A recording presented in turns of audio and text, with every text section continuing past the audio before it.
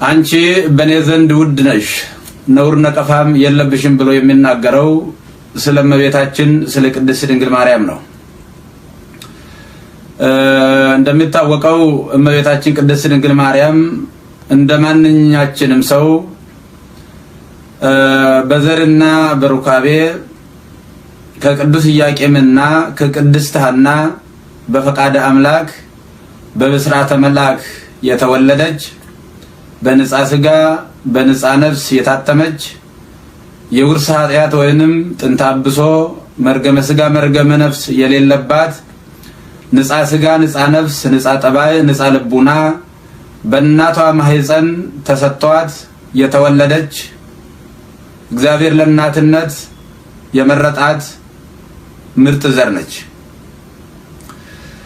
ቅዱስ ኢያቄምና ቅድስት ሐና የዛሬ 5484 ዓመት ዓለም እመቤታችን ቅድስት ድንግል ማርያምን እንደጸነሱ የቤተ ክርስቲያናችን ታሪክ በሰፊው ይነግረናል። ቅዱስ ኢያቄምና ቅድስት ሐና በረጅሙ የትዳር ሕይወታቸው ልጅ ስላልነበራቸው በልጅ እጦት ብዙ አዝነዋል፣ ብዙ አልቅሰዋል፣ ብዙ ጸልየዋል።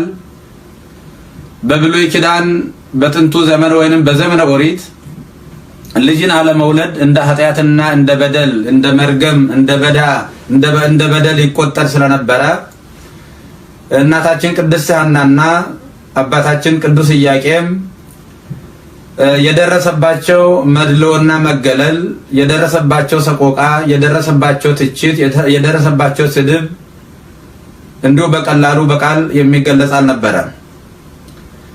በዛን ዘመን ሴት ልጅ ያልወለደች እንደሆነ ልጅን አለመውለድ እንደ ኃጢአትና እንደ በደል የሚቆጥሩ ሰዎች በገበያ በቤተ እግዚአብሔር ለአምልኮት በሚሄዱበት ሰዓት፣ ውሃ ለመቅዳት በሚሄዱበት ሰዓት፣ በማንኛውም ማህበራዊ ህይወትና ማህበራዊ ዘርፍ በእናታችን በቅድስት ሐናና ቅድስት ሐናን በመሰሉ በመካንነት ረጅም ዘመን ለቆዩ ሴቶች ሁሉ የሚደርሳቸው ስድብና ነቀፋ በእጅጉ ያሳዝናል።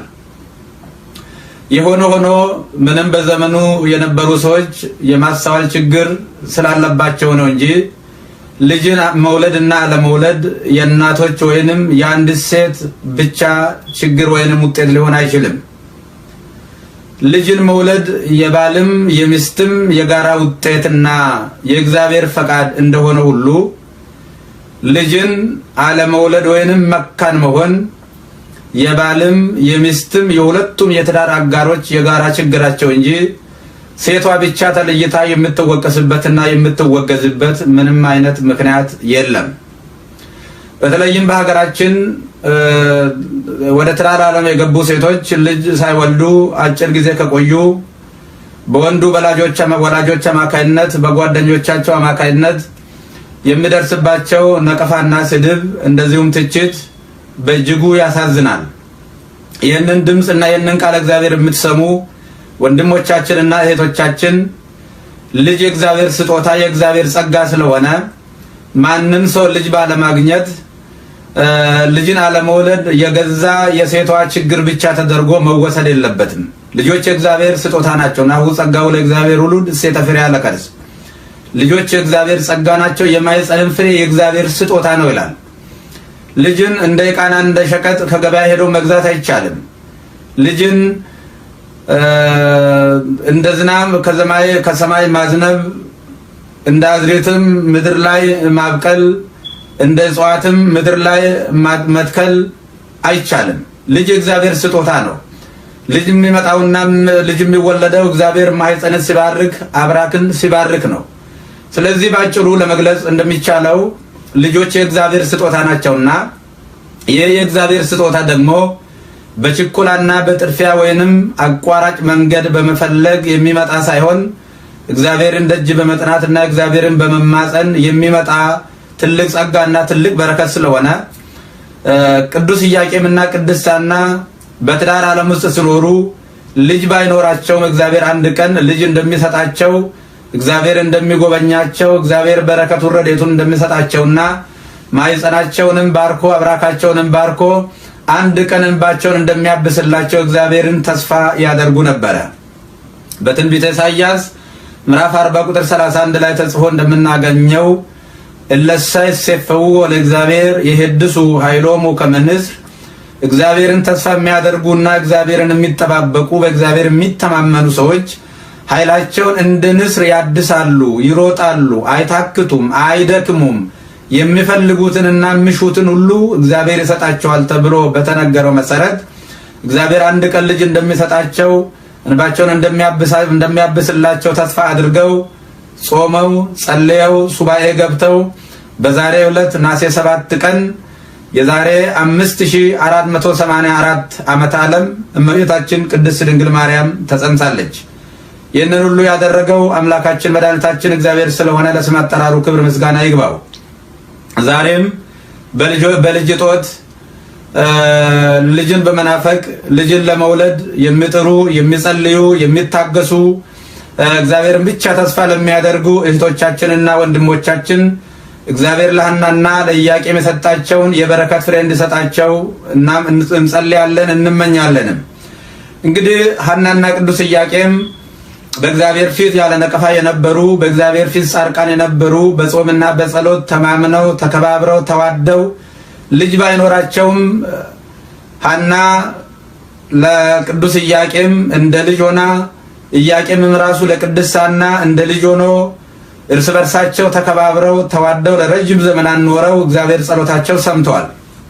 እንግዲህ የነሱን የቅድስና ሕይወትና ትዕግስት የተመላበትን የትዳርን ሕይወት በዚህ ባጭር መልኩ ካየነው እመቤታት ዘመኑ እጅግ በጣም የመከራ ዘመን፣ የስቃይ ዘመን፣ ዓመተ ፍዳ፣ ዓመተ መርገም፣ ዓመተ ኩነኔ፣ ኃጢአት በምላት የነገሰበት ጥንተ አብሶ መርገመ ሥጋ መርገመ ነፍስ የነበረበት የገነት ደጅ የተከፈተበት ማንም የገነት ደጅ የተዘጋበት ማንም በጾሙና በጸሎቱ በሚያደርገው ትሩፋት ሁሉ በእግዚአብሔር ፊት ባለሟልነት ሊያገኝ ያልቻለበት ዓመተ ፍዳ፣ ዓመተ ኩነኔ፣ ዓመተ መርገም መሆኑ ይታወቃል።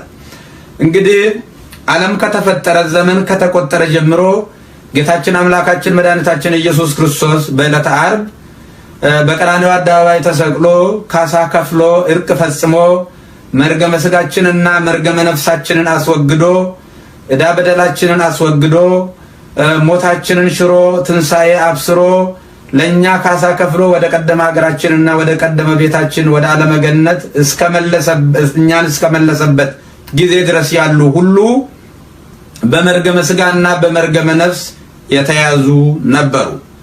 በመግቢያችን ላይ እንደተናገርነው ኩለንታኪ ሰናይ ጥንታቤ አልብኪ ነውር ወይ ምንትን ይላይለኪ፣ አንቺ በኔ ዘንድ ውድ ነሽ ነውር ነቀፋም የለብሽም ብሎ ታላቁ የጥበብ ሰው ሰለሞን የሚናገርላት እመቤታችን ቅድስት ድንግል ማርያም ነውር ኃጢአት የሌለባት ፍዳ መርገም የሌለባት ጥንተ አብሶ ወይንም የውርስ ኃጢአት የሌለባት በንጽህና በቅድስና የታተመች እግዚአብሔር በማኅፀኗ ሲቀርጻት ወይንም ሲፈጥራት በአዳም ጥንተ ሥጋ ያዘጋጃት የፈጠራት የሰራት እናት መሆኗን ለማሳሰብና በሚገባ ግንዛቤ ለመውሰድ ያህል ነው። እንደምታወቀው በዚህ ዘመን አን ያወጣ ቀንድ ያበቀለ መናፍቅነት ያላቸው ሰዎች እመቤታችን ቅድስት ድንግል ማርያም ይህ ጥንተ አብሶ እንዳለባት ሲናገሩ በጥላቻና በክፋት የተመረዙ በዘመናችን የተነሱ ለመናፍቅነት እንኳን የሚመጥን ሙያ የሌላቸው ቤተክርስቲያናችንን ለማፍረስ ቅዱሳንን በመጥላት የተጠመዱ የታድሶ መናፍቃን እመቤታችን ቅድስት ድንግል ማርያም የጥንተ አብሶ እንዳለባት ሲናገሩ እናዳምጣለን።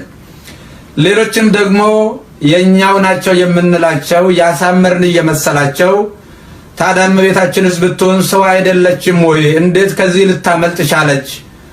ቅዱስ ኢያቄምና ቅድስት ሐና በዘመነ ብሉይ የነበሩ እንደመሆናቸው መጠን ጥንተ አብሶ ስላለባቸው ጥንተ አብሶ ደግሞ ከማኅፀን ጀምሮ የሚቆራኝ ስለሆነ ወይንም ከአባት ዘር ከእናት ደም ሲከፈል አብሮ የሚከፈል በመሆኑ እንዴት አድርጋ ልታመልጥ ትችላለች ብለው እንደዚሁ በቁማቸው የሚቃዡ ሰዎች እንዳሉ ሁላችንም የምናውቀው ነው።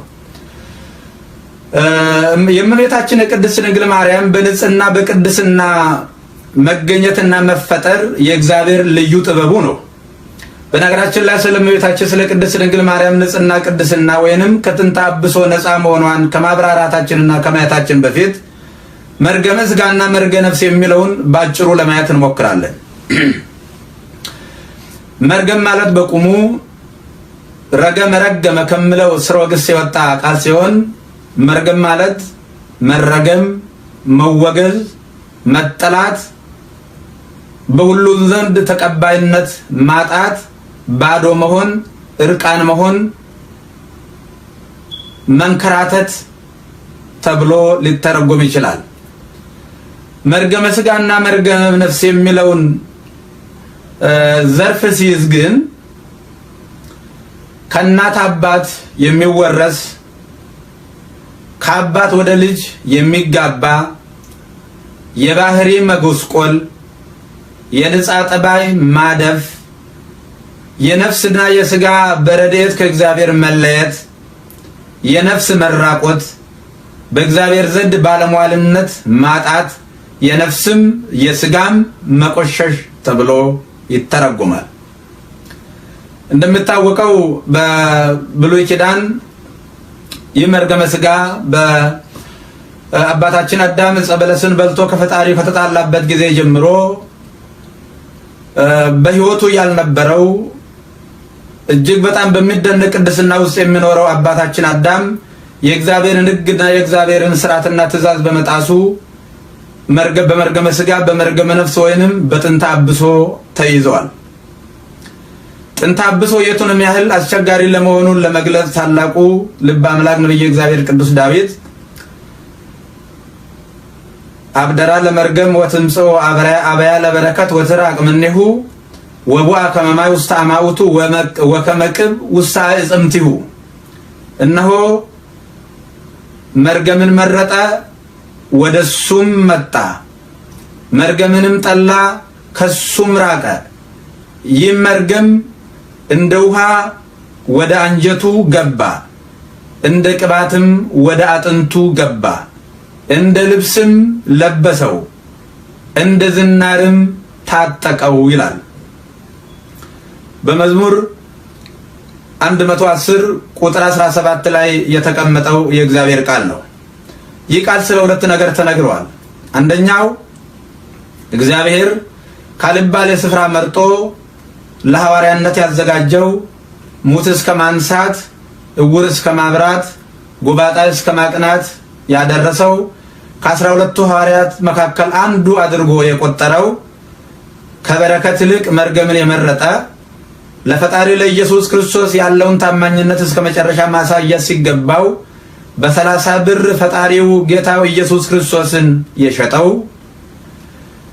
እንደገና ደግሞ እሱንም ከሸጠ በኋላ እንደ ወንድሙ እንደ ጴጥሮስ ንስሐ ገብቶ እንዲሞት መንፈሳዊና አምላካዊ ጥሪ ሲደርሰው በአቋራጭ መንገድ ሞቼ ተሰቅዬ ገነት ወርጄ ከሲኦል ከነፍሳት ጋር ያወጣኛል በሚል የብልጠት ሕይወት በዛፍ ላይ ተሰቅሎ ከዛም በኋላ ወድቆ በ40 ቀኑ ጌታ ኢየሱስ ክርስቶስ ወደ ሰማይ ባረገበት በ40ኛው ቀን አንጀቱ ተዘርግፎ አጥንቱ ተከስክሶ እዙ ፈሶ የሞተው ስለ ይሁዳ አስቆሮታዊ የተናገረው ነው።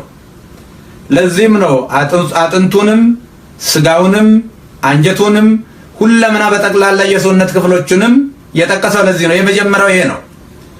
ሁለተኛው ግን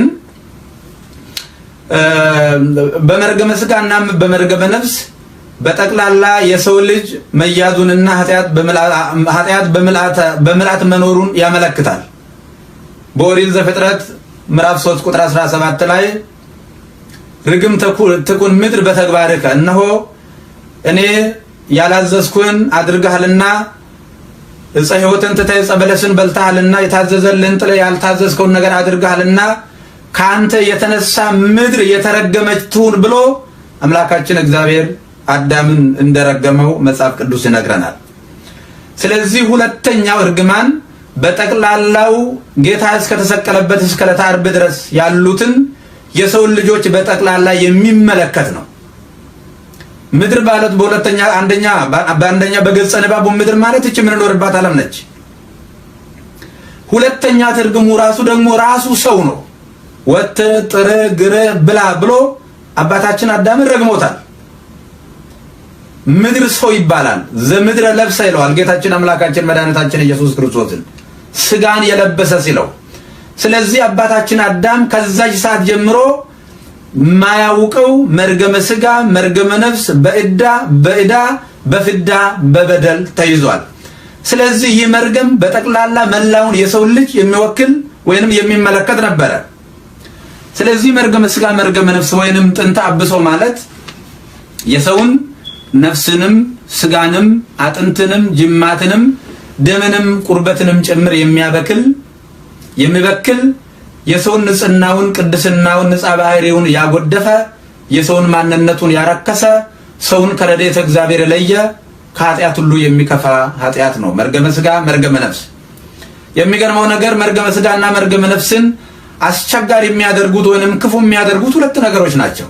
አንደኛ ከእናትና ከአባት በዘር የሚወረስ በመሆኑ ነው። ማንኛውም ሰው ሲጸነስ ከአባት ዘር ከእናት ደም ተከፍሎ ስለሆነ ይህ በማህፀን ተጥሎ በ40 ቀን አካል ዘያክል ሲፈጸምለት ነባቢት ነፍስ ያለችው ስጋ ሆኖ ሙሉ የሰውነት ክፍሎች በሚፈጸሙለት ሰዓት መርገመ ስጋና መርገመ ነፍስም ያን ጊዜ አብሮ የሚፈጸም ይሆናል። ለምን? ከአባት ዘር ከእናት ደም የሚከፈል በመሆኑ በዘርና በደም የሚተላለፍ በመሆኑ መርገመ ስጋና መርገመ ነፍስ የተጋቢኦ በሽታ ነው። ከአባት ወደ ልጅ የሚተላለፍ ከዘር ወደ ዘር የሚተላለፍ ማንም ሰው በጾሙ በጸሎቱ በትሩፋቱ በገድሉ ሊያስቀረው የማይችል እጅግ በጣም አስቸጋሪ ኃጢአት ነው መርገመ ስጋ መርገመ ነፍስ። ስለዚህ በብሉይ ኪዳን ማንም ሰው ከአዳም ጀምሮ እስከዛች እስከ ዕለተ ዓርብ ድረስ ያሉትን ከመቤታችን ከቅድስት ድንግል ማርያም በስተቀር ሁሉም ሰው በዚህ ህይወት ውስጥ አልፏል። መርገመ ስጋ መርገመ ነፍስ ያልደረሰበት በዕዳና በፍዳ ያልተያዘ ፍጡር አልነበረም ከመቤታችን ከቅድስት ድንግል ማርያም በስተቀር። ስለዚህ ይህ ኃጢአት ከኃጢአት ሁሉ የሚከፋ ኃጢአት ነው። ሌሎቹ ኃጢአት ሰዎች ካልሰሯቸው ሰዎች ካልነኳቸው ከመሬት ደርሰው በሰው ላይ የሚደርሱ አይደሉም። እኛ ራሳችን ካልሰራናቸው ካልፈለግናቸው የትኛውም ኃጢአት በቀላል ወደኛ ሊመጣ አይችልም። በብሉይ ኪዳን የነበሩ በጽድቃቸው በቅድስናቸው በመንፈሳዊነታቸው በአባትነታቸው የታወቁ ቅዱሳን አባቶቻችን እንኳን ከመርገመ ስጋና ከመርገመ ነፍስ ሊያመልጡ አልቻሉም። ምክንያቱም ከአባትና ከእናት በዘር በደም የሚተላለፍ በመሆኑ ይህ መርገመ ስጋና መርገመ ነፍስ ያልደረሰበት ወይንም በመርገመ ስጋና በመርገመ ነፍስ ያልተያዘ ሰው አልነበረም። ሌላው መርገመ ስጋና መርገመ ነፍስን ከባድ የሚያደርገው በምድር ላይ ሰዎች የሚሰሯቸው ኃጢአቶች ሁሉ በጾምና በጸሎት በንስሐ በቀኖና የሚሰረዩ የሚወገዱ ናቸው። እስከ ዕለተ ዓርብ ድረስ ስለ መርገመ ስጋና ስለ መርገመ ነፍስ ከእግዚአብሔር ዘንድም ምሕረት አልነበረም። የሰው ልጅም በጾምና በጸሎት በገድልና በትሩፋት ይህንን መርገመ ስጋና መርገመ ነፍስን ሊያርቅ ወይንም ሊያስወግድ አልቻለም። እንግዲህ በንጽህናቸው በቅድስናቸው የሚታወቁ በእጅጉ የምናደንቃቸው እነ ኖህን የመሳሰሉ እቺ ዓለም ሁለተኛው ሲኦል በዚህ ዓለም ላይ በገሃድ በታየበት ሰዓት በመርከብ 8 ልጆቹን ሆኖ ከማይ የተረፈው ኖህ በንጽህናውና በቅድስናው ከእግዚአብሔር ጋር የነበረ ወዳጅነትና በእግዚአብሔር ፊት የነበረ ሞገስ ይህን ያህል ነው ተብሎ በእኛ በስጋውያንና በደማውያን አንደበት የሚነገርና ተነግሮ የሚያልቅ አይደለም። ኖህ እጅግ ቅዱስ ሰው ነው፣ ጻድቅ ሰው ነው። ነገር ግን ከመርገመ ስጋና ከመርገመ ነፍስ ሊያመልጥ አልቻለም። ሌሎች የኃጢአት አይነቶች የእኛን ተሳትፎ ይጠይቃሉ። እኛ ካልሰራናቸው፣ እኛ ካልፈለግናቸው፣ እኛ ካልነካናቸው በቀላሉ ወደኛ ሊመጡ አይችሉም። መርገመ ስጋና መርገመ ነፍስ ግን የማንንም ተሳትፎ የማንንም እንቅስቃሴ የማይጠይቅ ነገር ግን ከቤተሰብ በቀላሉ ወደ ልጅ የሚጋባ ከመሆኑም በላይ ደግሞ በንስሐና በጾምና በጸሎት የማይሰራ መሆኑ የኃጢአቱን አይነት ክብደት ያሳየናል። ታላቁ ልዑለ ቃል ቅዱስ ኢሳይያስ በትንቢተ ኢሳይያስ 64 ቁጥር 6 ላይ ኮነ ርኩሳነ ኩልነ ወከመ ጸድቀ ትክቶ ኩሉ ጽድቅነ ጽድቃችን እንደ መርገም ጨርቅ ሆነብን። ጾማችን፣ ጸሎታችን፣ መስዋዕታችን የምናደርገው መንፈሳዊ አገልግሎታችን ሁሉ በእግዚአብሔር ፊት ሞገስን ሊያስገኝልን አልቻለም። ወደ ቀደመ ሀገራችን ወደ ቀደመ ቤታችን ሊያስገባን አልቻለም። ዕዳ በደላችንን ሊፍቅልን አልቻለም። መርገመ ሥጋ መርገመ ነፍሳችንን ሊያስወግድልን አልቻለም። ይልቁኑ የምንጸልየው ጸሎትና የምናደርገው ማንኛውንም መንፈሳዊ ትሩፋት ሁሉ በእግዚአብሔር ፊት ከንቱ ሆኖብናል እያለ ሲናገር እናደምጠዋለን። እንግዲህ ኢሳይያስ ምን አይነት ሰው ነው ያልን እንደሆነ በትንቢተ ኢሳይያስ ምዕራፍ 6 ከቁጥር 1 እስከ 10 ባለው ላይ ስናይ እዚህ ምድር ላይ ሆኖ አንገቱን ቀና አድርጎ እስከ 7ኛ ሰማይ ድረስ ያለውን ነገር ለማየት የታደለ እግዚአብሔርን በአንድነቱና በሶስትነቱ በኪሩቤል ጀርባ ላይ ሆኖ ቅዱስ ቅዱስ ቅዱስ እየተባለ ሲመሰገን ለማየት የታደለና ይህንን ታላቅ የቅዱሳን መላእክትን ምስጋና የተሳተፈና ያየውንም ሁሉ በትክክል በመጽሐፍ ላይ የመዘገበ ታላቅ ነብይ ነው። ይሁን እንጂ ምንም ይህን ያህል ታላቅ ሆኖ በገድል ተቀጥቅጦ ከንጻ ጠባይ ቢደርስም እንኳን መርገመ ሥጋና መርገመ ነፍስ በጾምና በጸሎት በጥረት የሚወገድ ባለመሆኑ እሱም ጭምር በዚህ ሕይወት ውስጥ እንዳለፈ በግልጽ ይነግረናል። ስለዚህ መርገመ ሥጋና መርገመ ነፍስ ይህን ያህል አስቸጋሪና አደገኛ መሆኑን ካየነው የሁላችንም እናት ነውር ኃጢአት የሌለባት በንጻ ሥጋ በንጻ ነፍስ የታተመች እመቤታችን ቅድስት ድንግል ማርያም እንዴት መርገመ ሥጋና መርገመ ነፍስ ሳይደርስባት እንዴት ተወለደች የሚለውን ቃል ማየቱ ተገቢ ነው። ቅድም ይህንን ከማየታችን በፊት አንዳንድ አጫጭር ምሳሌዎችን እናያቸዋለን። አንደኛ ቅድም የጠቀስነው በኦሪት ዘፍጥረት ምዕራፍ 3 ቁጥር 17 ላይ ርግምተ ትኩን ምድር በተግባርከ ምድር ካንተ የተነሳ የተረገመች ትሁን ብሎ በምድር አንጻር አባታችን አዳምንም እንደረገመው ይህችንም ዓለም እንደረገማት መጽሐፍ ቅዱስ ይነግረናል። እንግዲህ ዓለም የተረገመች ከሆነች አባታችን አዳም ደግሞ በጥንተ አብሶ በዕዳ በፍዳ በመርገመ ሥጋ በመርገመ ነፍስ የተያዘ መሆኑን በሚገባ ከተገነዘብነው ከአዳም ከተገኙ ከሐናና ከኢያቄም እንዴት ንጻ ጠባይ ሳርፍባት መርገመ ሥጋና መርገመ ነፍስ ወይንም የውርስ ኃጢአት ሳይኖርባት እመቤታችን እንዴት ተወለደች ለሚለው ጥያቄ መልስ በኦሪት ዘጸአት ምዕራፍ 3 ቁጥር 5 ላይ ሙሴ ፍታቶት አሳይኒከ እምገሪከ አዝመተ ተቀይዳ ምድር ቅድስት ይእቲ እግዚአብሔር አምላካችን በብሉይ ኪዳን በደብረ ሲና ተራራ ላይ ለአባታችን ለሙሴ ተገልጦለን ነበረ።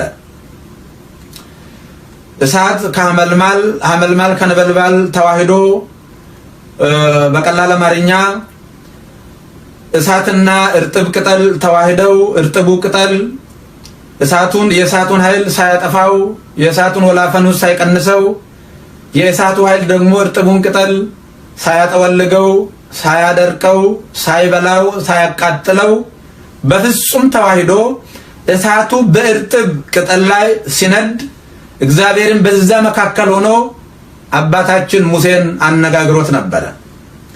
ሊቀ ነቢያት ሙሴን በሕይወት ዘመኑ አይቶት የማያውቀው ለማመንም የተቸገረው እጅግ በጣም አስደናቂና አምላካዊ ተአምር ለማየት ወደ ደብረ ሲና በቀረበበት ሰዓት አምላካችን እግዚአብሔር ከዛ መካከል ሆኖ ሙሴን አናግሮት ነበረ። ሙሴ ይህች የቆምክባትና ያለባት ምድር የተቀደሰች ናትና ጫማህን ከእግርህ አውልቅ አለው ይላል። ይህች የቆምክባት አንተ የረገጥካት እኔ ያለሁባት ምድር የተቀደሰች ናት። ስለዚህ አምላካችን እግዚአብሔር ካልተቀደሰችውና ከረከሰችው ዓለም የተቀደሰችው ምድር ማውጣት ይችላል። በሌላ አነጋገር ከረከሱት ጥንተ አብሶ ካለባቸው መርገመ ሥጋና መርገመ ነፍስ ካለባቸው ሰዎች መካከል ጥንተ አብሶ የሌለባት መርገመ ሥጋ መርገመ ነፍስ የሌለባት በንጽህና በቅድስና የታተመች እመቤታችን ቅድስት ድንግል ማርያምን እግዚአብሔር ቢያስገኝ ይሄ ለእግዚአብሔር ከባድ ነው አይደለም? ለእግዚአብሔር በጣም ቀላል ነው። ለምን? ከተረገመች ምድር መካከል የተባረከችዋን የተቀደሰችዋን ያችን አውደ ምሕረት ካስገኘ ያችን ስፍራ ከባረከ በአንጻሩ ደግሞ መርገመ ሥጋና መርገመ ነፍስ ካለባቸው ሰዎች መካከል እመቤታችን ቅድስት ድንግል ማርያምን ማስገኘት የአምላካችን መድኃኒታችን የልዑል እግዚአብሔር ልዩ መለኮታዊ ስራው ነው። እንግዲህ ያቺ ቅድስት የተባለችው የዛች የደብረ ሲና ምድር ወይንም እግዚአብሔር ለሙሴ የተገለጠባት ምድር እንዳልሆነች እመቤታችን ቅድስት ድንግል ማርያም መሆኗን የቤተ ክርስቲያናችን አይናማ ሊቃውንቶች በተለያየ ጊዜ ተናግረዋል። ከነዚህም መካከል የቤተ ክርስቲያናችን ጠበቃ የቤተ ክርስቲያናችን አይን የተዋህዶ ሰባኪ ታላቁ ዮሐንስ አፈወርቅ ተፈሥሒ ኦ እግዝእቴ ምድር ቅድስት እመቤቴ ቅድስት ድንግል ማርያም ሆይ ጌታ በብሩህ ደመና ሆኖ ወይንም በባህሪ ክብሩ ሆኖ መጥቶ በማኅፀንሽ ያደረ ቅድስት ምድር ሆይ እመቤታችን ሆይ አንቺ ቅድስት ምድር ነሽ እያለ እመቤታችን ቅድስት ድንግል ማርያም በንጽህና በቅድስና የታተመች እግዚአብሔር ለማደሪያነትና ለእናትነት ያዘጋጃት መሆኑን በሚገባ ዘርዝሮ ተንትኖ ይነግረናል። ያቺ ቅድስት የተባለችው ምድር እመቤታችን ቅድስት ድንግል ማርያም ነች። ተፈሥሒ ኦ እግዝእቴ ማርያም ምድር ቅድስት እንተ በጻኪ እግዚአብሔር እንዘ ይንሣእ በደመና ብሩህ ወበውእቱ ውስቴትኪ በብሩህ ደመና፣ ብሩህ ደመና ማለት በባህሪ ክብሩ ነው። እኛ ሰማይ ላይ በምናየው በቀላሉ የዝናብን መምጣት የሚያመለክተው የሚተነው የሚበነው ደመና ማለት አይደለም።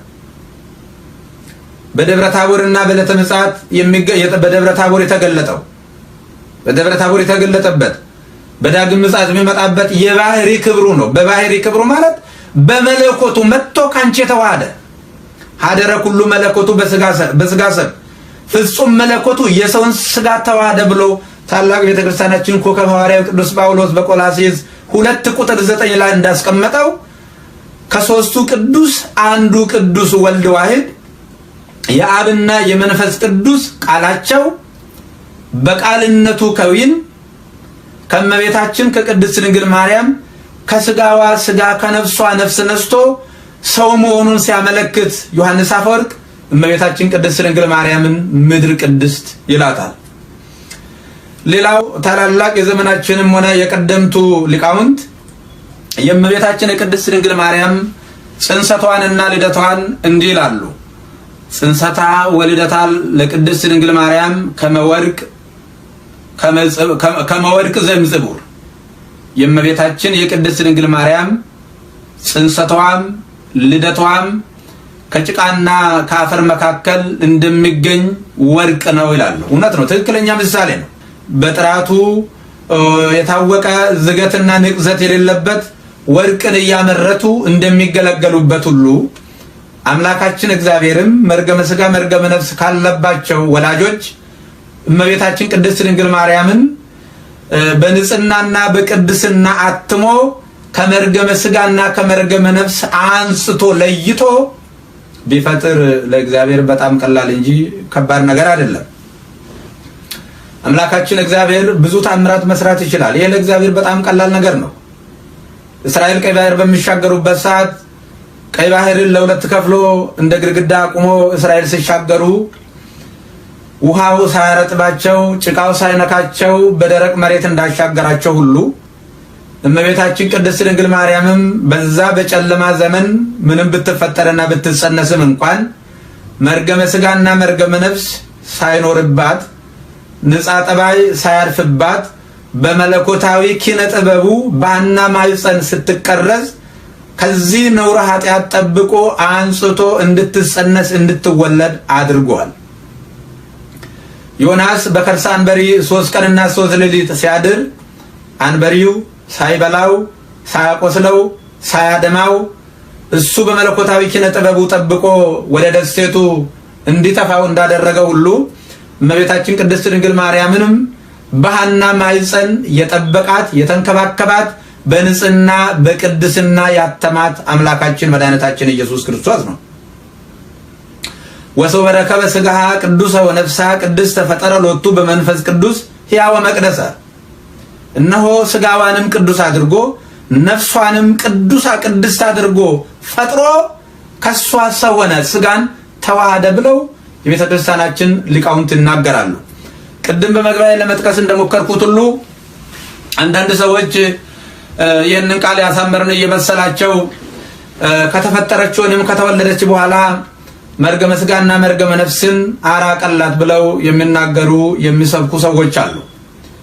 የኢትዮጵያ ኦርቶዶክስ ተዋሕዶ ቤተክርስቲያን ግን አምላካችን እግዚአብሔር ቅድስት ድንግል ማርያምን ለእናትነት ያስቀራት በትንቢተ ነቢያት ብዙ የተነገረላት ሱባኤ የተቆጠረላት እመያትረፈ ለነ ዘርአ እግዚአብሔር እምኮነ ከመ ሰዶም ወገሞራ እግዚአብሔር ዘርን ባያስቀርልን ኖሮ እንደ ሰዶም በሆን ገሞራንም በመሰልን ነበር ተብሎ በትንቢተ ኢሳይያስ 1:9 ላይ ትንቢት የተነገረላት ምርጥ ዘር ነች። በእናቷ ማይፀን ነው እግዚአብሔር የጠበቃት። በእናቷ ማይፀን ነው እግዚአብሔር ያነጻት። ከአባቷ ዘር ከእናቷ ደም ተከፍሎ በሐና ማይፀን ስትፈጠርና ስትቀረጽ ያን ጊዜ ነው እግዚአብሔር ያነጻት፣ የጠበቃት፣ የተንከባከባት እንጂ ይሄ የገርልና የጥረት ውጤት አይደለም። በማይፀን ምንስ ገርል ይፈጠራል? ምንስ ጽድቅስ ይሰራል? ምንስ ኃጢአት ይሰራል? በእርግጥ በእናታቸው ማይፀን አስደናቂ ታምራትን ያሳዩ አስደናቂ ሥራ የሰሩ እነ ዮሐንስ መጥምቅ ያሉ አሉ። ነገር ግን በገርልና በጥረትማ ቢሆን ኖሮ ነብዩ ቅዱስ ኢሳይያስ በገርል ተቀጥቅጦ በነፃ ጠባይ ደርሶ እግዚአብሔርን በአንድነቱና በሶስትነቱ ለማየት የታደለ ኋላም ስለ እግዚአብሔር ቃል በመጋዝ ለሁለት ተተርትሮ ተሰንጥቆ የሞተ እንደዚሁ በድንጋይም ተደብድበው የሞቱ እንደነ ኖህ የመሳሰሉ በሰላም ያረፉ እንደነ አብርሃም እንደነ ይስሐቅ የእግዚአብሔር ወዳጆችና የእግዚአብሔር ባለሟሎችም በጥረትና በገርል ወይንም በነበራቸው መልካም ሥራ መርገመ ስጋና መርገመ ነፍስን ሊያስወግዱ ከመርገመ ስጋና ከመርገመ ነፍስ ነፃ ሊሆኑ አልቻሉም ነበር። መርገመ ስጋና መርገመ ነፍስ ባይኖርባቸው፣ ዕዳ በደል ባይኖርባቸው፣ የውርስ ኃጢአት ባይኖርባቸው ኖሮ ወደ ሲኦል ባልወረዱም የእግዚአብሔር መንግስት በወረሱ ነበር። ለዚህም ታላቁ የጥበብ ሰው ሰሎሞን በመጽሐፈ ጥበብ ነፍሶሙ ሰለ ጻድቃን ውስደ እግዚአብሔር ወይ ለከፎሙ ስቃይ ወይ ምንትኒ የጻድቃን ነፍሳት በሲኦል በረድኤተ እግዚአብሔር ተጠብቀው ይኖራሉ።